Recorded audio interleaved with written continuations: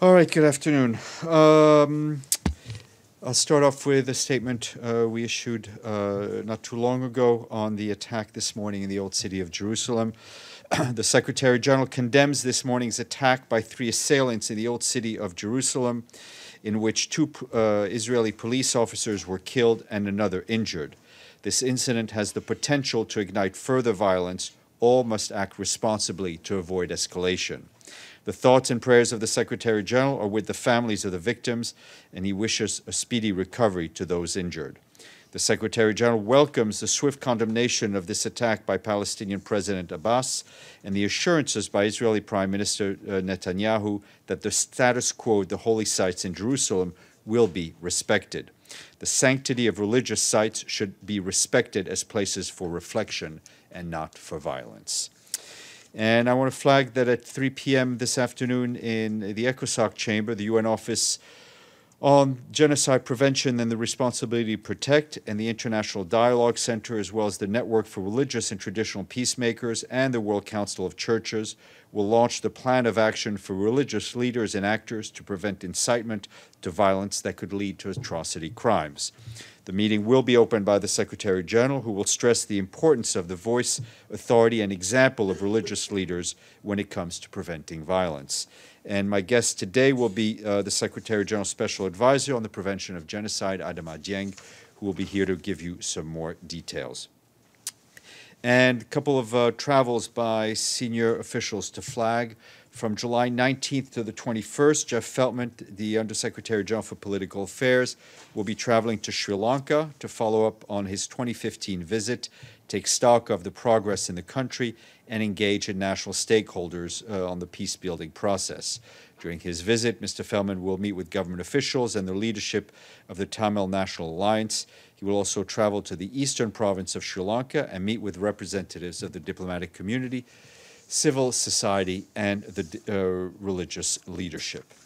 And the Emergency Relief Coordinator, Stephen O'Brien, will be traveling to the Central African Republic and the Democratic Republic of the Congo from the 16th to the 21st of July.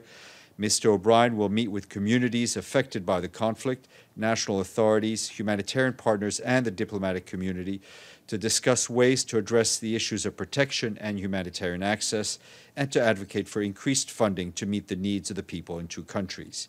There will be more details in a media advisory from OCHA a bit later today.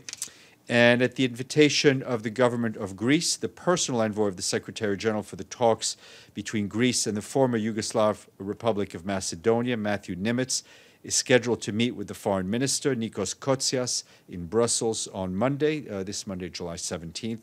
The purpose of the meeting, which follows the visit of Mr. Nimitz to the former Yugoslav Republic of Macedonia earlier in July, is to discuss the way forward in the UN-brokered talks aimed at finding a mutually acceptable solution to the name issue.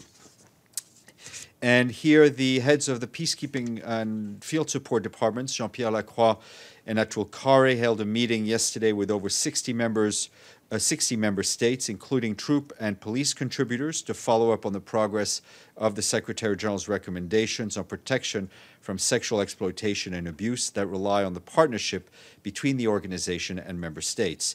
This is part of our efforts to increase engagement with member states on this issue.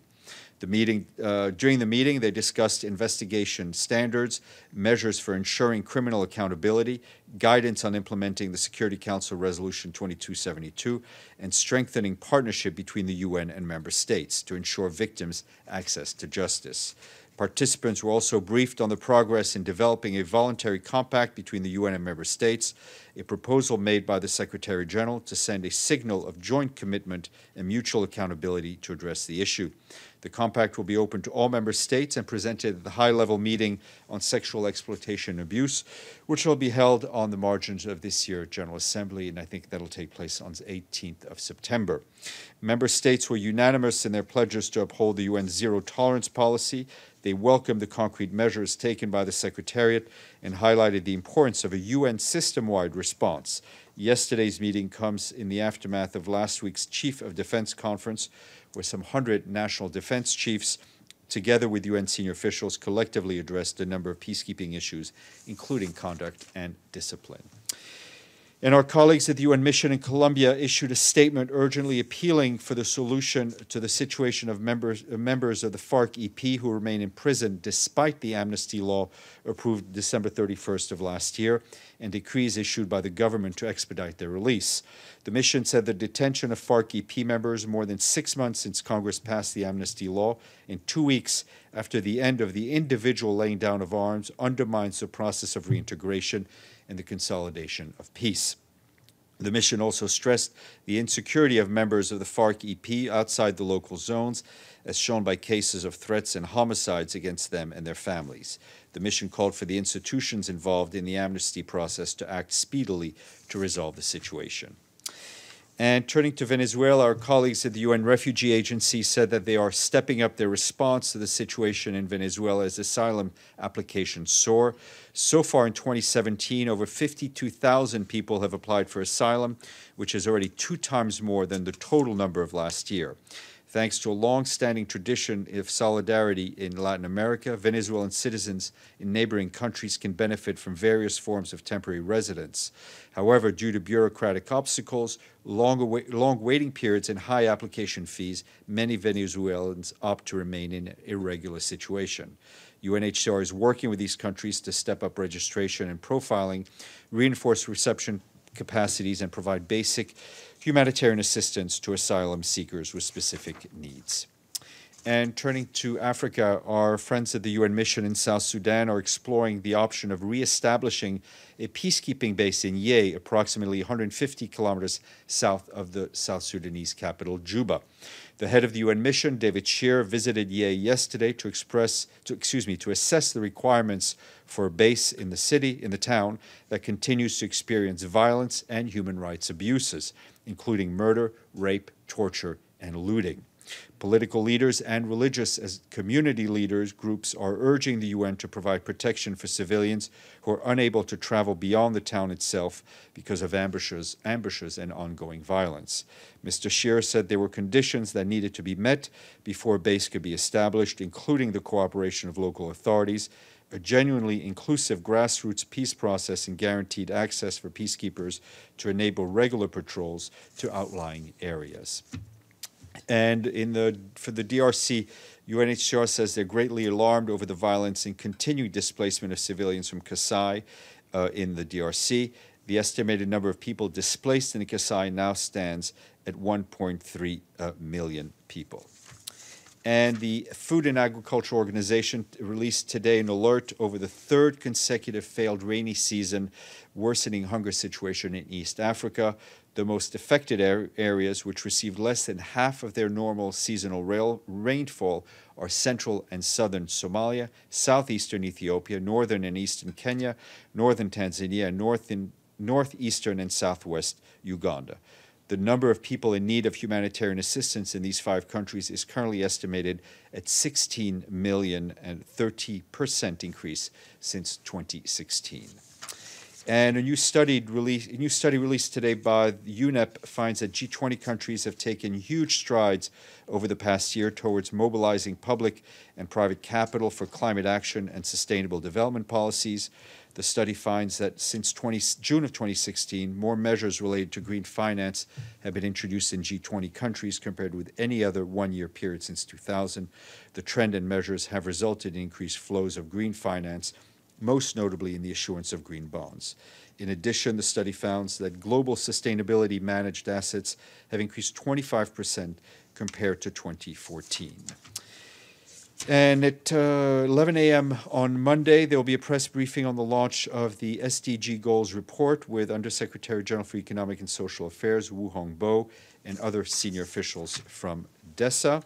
And today we thank our friends in Kabul in Afghanistan for having paid their dues in full, joining the honor roll and bringing it up to, well, since you're the only one who tried and you're close enough, you get the first question. It's 113.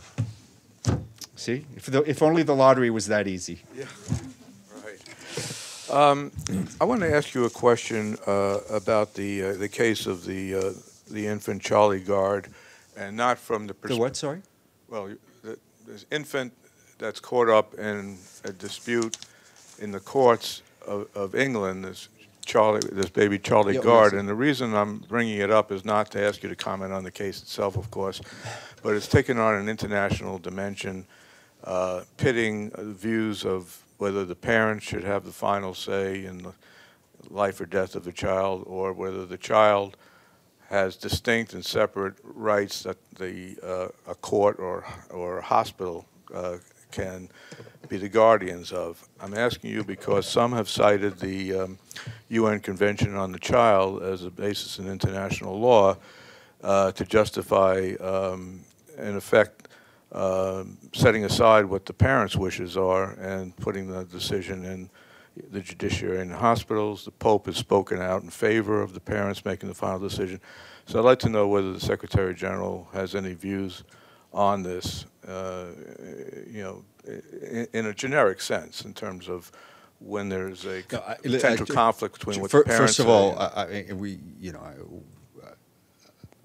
what I know about the case is what I've read about it, and obviously I think we all hope that the case is dealt with the utmost compassion. I'm not familiar enough off the top of my head with the Convention on the Rights of the Child. My understanding is that there's a judicial process underway in the United Kingdom. So I have no comment. We can put you in touch with people who know more about the Convention than I do and can help you do some research. But beyond that, there's really nothing much more I can say. But aside from the legal issues involved, potential legal issues involved from a moral perspective, Pope Francis has spoken out on this. President Trump has spoken out on this. So I'm just wondering whether, kind of from a broader moral, ethical perspective, whether the Secretary General would have any views. As I said, I would just hope this case is dealt with the utmost compassion. Majid. Stéphane, I have questions about Syria. The first one is Secretary General and the UN expressed support for the Russia-US ceasefire, and especially in southwestern part of Syria. Is Secretary General aware of is he aware of the details of those agreements? Have the U.S. or Russia shared those details with with Secretary General or the Special Envoy? I think the Special Envoy has been in touch with the parties. Okay, and my second question is the Special Envoy announced that the Kurds in Syria should not be ignored in the drafting a new constitution for Syria. As we know, there was two technical talks on that in Geneva. Do you know if that means he will invite them for the next rounds of those technical talks? I think that's.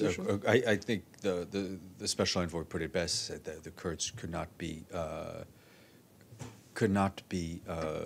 ignored. And I think those questions, especially as the talks are going on, are best handled by him. Mr. Lee. Thanks a lot. I've two questions that may or may not be related. One has to do with the vote taken in the General Assembly yesterday on the, quote, new approach to cholera. And I just want to understand your understanding of it. I've seen a story whose headline is UN approves use of unspent funds on Haiti's cholera epidemic and says that the General Assembly voted to transfer unused funds.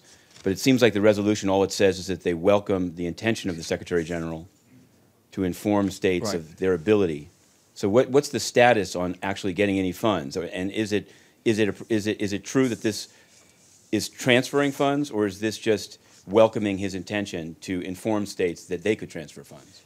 I think we obviously welcome. We were happy with the outcome of yesterday's unanimous adoption of the resolution supporting the Secretary General's suggestion to voluntarily hand over remaining funds from the budget of the soon-to-be closed mission. Contributors to the peacekeeping budget will notify us within 60 days of whether they're willing to shift their share to the unspent money of the cholera fund. We hope that this will create a momentum to support the new approach focused on eliminating cholera from Haiti and increasing support for the most affected communities. As of now, the total contribution of funds is about $2.67 million. So obviously, we hope that this is increased. Is there any threshold at which the track 2B that was enunciated by Ban Ki-moon would in fact be implemented? That's individual reparations for families who lost their breadwinner, housing, schooling. Is there any intention to do that, and is there some level at which that would be done? I think we're taking one step at a time. And the possibly related questions I saw in the schedule of the Deputy Secretary General at 5 o'clock today. She's meeting with this Amy Desai of the Clinton Foundation. I wanted to know if you could either know now or tell me after, what's the topic? Is Haiti a topic? Is there another topic? I don't know. I don't know. I'll try to figure out. I will try to let you know. Excuse me. I'm just trying to work something out here. Just bear with me 2 seconds.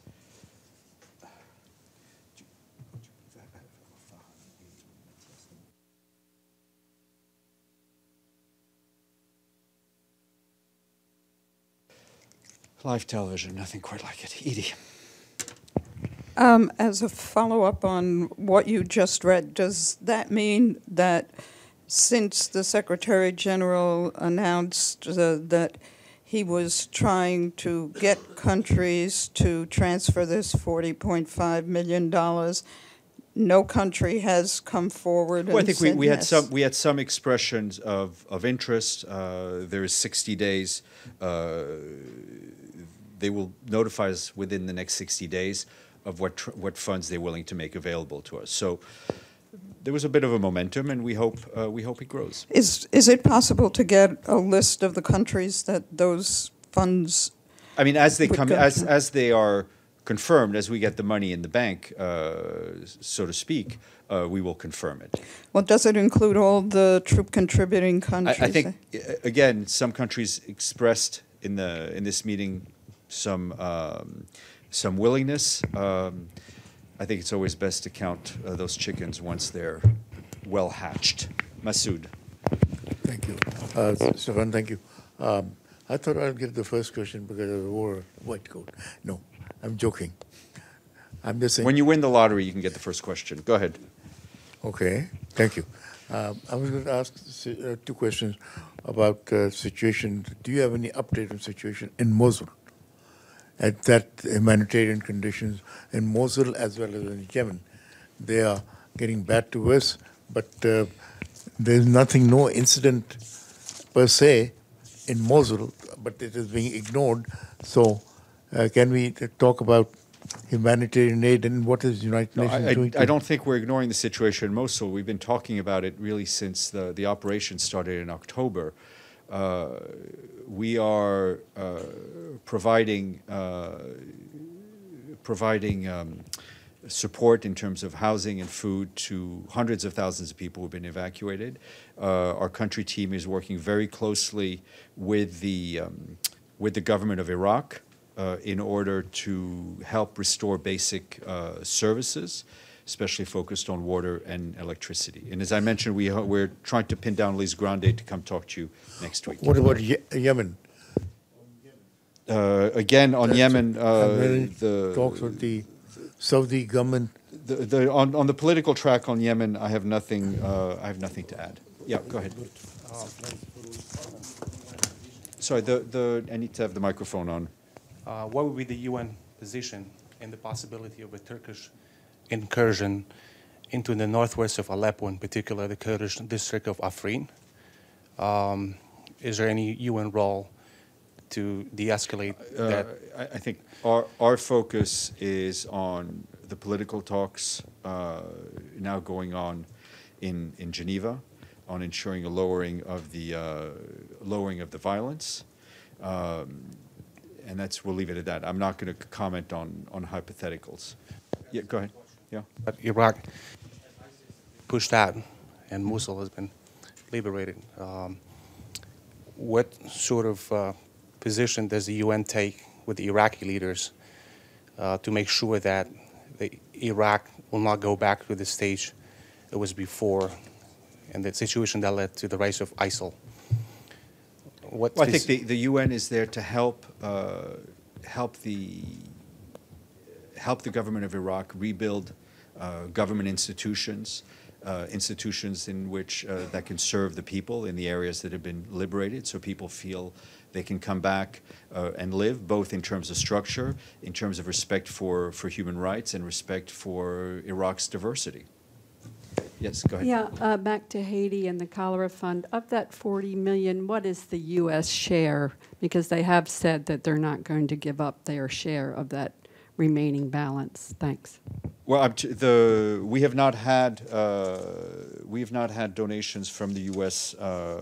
From the peacekeeping account on Haiti. We can give you the breakdown of who's given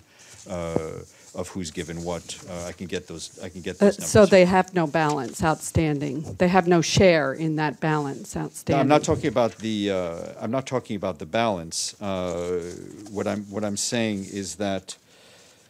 Hold on a second. Bear with me 2 seconds here. I was a little taken aback. What I'm saying to you is that the money we've received is $2.67 million, right? Our goal is to get $400 million. Member states have up to 60 days to advise us if they will transfer the money from Haiti, from what's left over in the Haiti account to the Haiti cholera fund. But that's 40 million, and the U.S. has said it's not going to give up its share. No, I know what the U.S. Okay. I know what the U.S. has said, and you know what the U.S.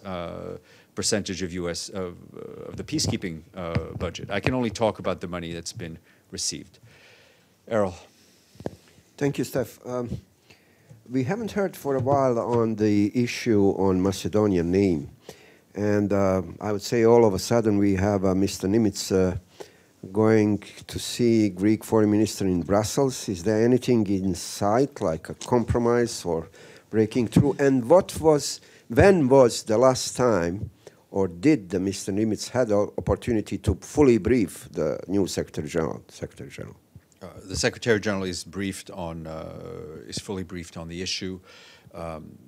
Obviously, the name issue has been going on for quite some time. I'm not going to get into predicting what may or may not happen. I mean, the fact is he's having a series of meetings. Is this different now somehow? Because I was in the region and I've heard talks that there are readiness for compromise, especially on the side of Macedonia. So what do you know on that? I'm not going to speculate. Obviously, it's always good when people are talking, but I'm not going to speculate. Rami. Thank you, Steph. The Lebanese army has been conducting military operations in refugee camps to root out Syrian militants. Mm-hmm. This has led to some refugees, well, not some, many refugees going from Lebanon back into Syria. Also, 4 Syrian men died in Lebanese army custody. The Lebanese army confirmed this, but said that they died of chronic illness. And some photos said to be of the men seem to show evidence of torture. Do you have any position on this and any human rights concerns? No.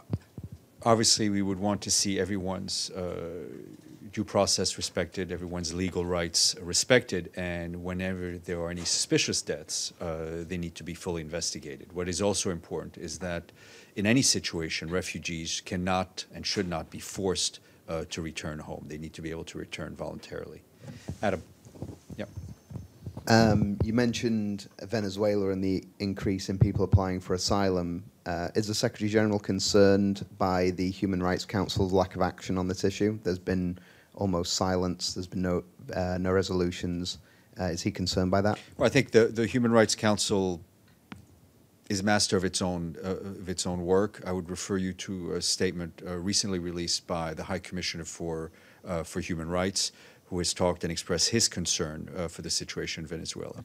Luke. Question on the famine in Africa and Yemen. I know the UN is always looking to raise more money, so are some aid groups now, but it's hardly a secret that one of the consensus on the ground in some of these countries that this is not accidental, that this is, famine is perhaps being perpetuated as a political tool of some sort. 2 questions. Is that a view the UN shares? And if so, what's the message to donors who feel like aid groups are susceptible to being played here, if you will? I think what is clear is that the humanitarian catastrophe in Yemen is not an act of God, it's an act of man. The humanitarian situation, as it currently stands, is an act of man. Yemen was already a very fragile country, but we've seen an explosion of cholera cases, other cases of waterborne diseases, extreme hunger. We've seen attacks on civilian infrastructure, on health infrastructure. The Secretary General, his envoys have repeatedly called on this to stop. I think in any situation, in an ongoing conflict, people may raise issues. From our point of view, the Yemeni people need help, and we can't stand on the sideline. The current appeal for Yemen is about 34% funded only, and we hope that donors will respond generously. Can I just, Sure. You answered about Yemen. Would you apply some of the same strong language to any political factors at play in the famines in Somalia and South Sudan as well?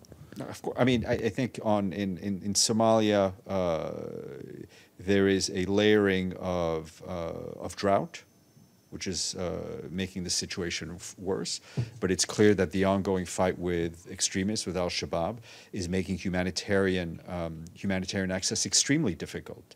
But in Yemen, you do have a central government that was recently elected, with the UN is working with, which is making great strides in trying to extend its authority and to build accountable institutions. So the two aren't exactly the same. In South Sudan, I think the suffering of the people in South Sudan is also clearly man-made, and we've called out the political leaders for putting their own interests ahead of those of their own people. Mr. Lee. To ask you about a whistleblower case and the new rule of the Secretary General. There's Emma Riley is a whistleblower at the Office of High Commissioner of Human Rights, and her case was filed exactly a year ago, or 1 day short of it, July 15th, 2016. But there's still no decision. At least it seems like there's a deadline for action on requests for protection. So I guess my question is, does this new policy, is it being applied retroactively back? What's the status of whistleblowers that pre-existed the coming into the policy, and how can you explain someone who alleged that her superior, took benefits from Morocco, I don't know the particulars of her case, and I will check on your question about the policy. Okay, thanks a lot. I'm not asking you to hold my hand, as you'd said yesterday, but I do want to ask you again about Mr. Salame, because from yesterday you said that he's going to come by the end of the month, and then he's going to begin shortly thereafter. But he's already making calls, and he's already described as the envoy. So how are people who deal with the UN supposed to know? Is he getting paid? Does he have immunity? These are the. I think he officially starts early August. The man is a professional. He's not going to sit on the sidelines, and I think there's nothing wrong or unethical or in any way of him starting to work. No, I guess I just wanted to know. I'm sorry, because it's not a question of unethical. It's just a question of if he's already the UN envoy. For example, can he spend UN funds? Is he? Most companies don't let somebody start up without actually signing a contract. He's the de facto envoy. Whether he's my officially started. My last question is this. He's in charge. Yes. Since yesterday you seem to say that since the head of the Office of South-South Cooperation had one time been in 1B, and I happened to go to the meeting and speak to him, that this is the answer on the Eng Lap Seng case. And no, I'm not saying it's the answer, Matthew. I was answering the fact that you repeatedly said you were not getting any contacts with them. Right, so and it was only because I went to a meeting that was... All right, so but my question is this, is about the Secretariat. Yes. Who was held accountable for the GA document that was modified by the Department of General Services and Conference Management to include the name of the Sun Kyain Foundation, and within DPI for the events held in the lobby and the sponsorship of the Slavery Memorial? For DPI, I think the audit was clear, is that it was an issue of judgment. I don't think there was any malfeasance in any way. On the document, I don't know. Can you find out? I will get our cases ongoing.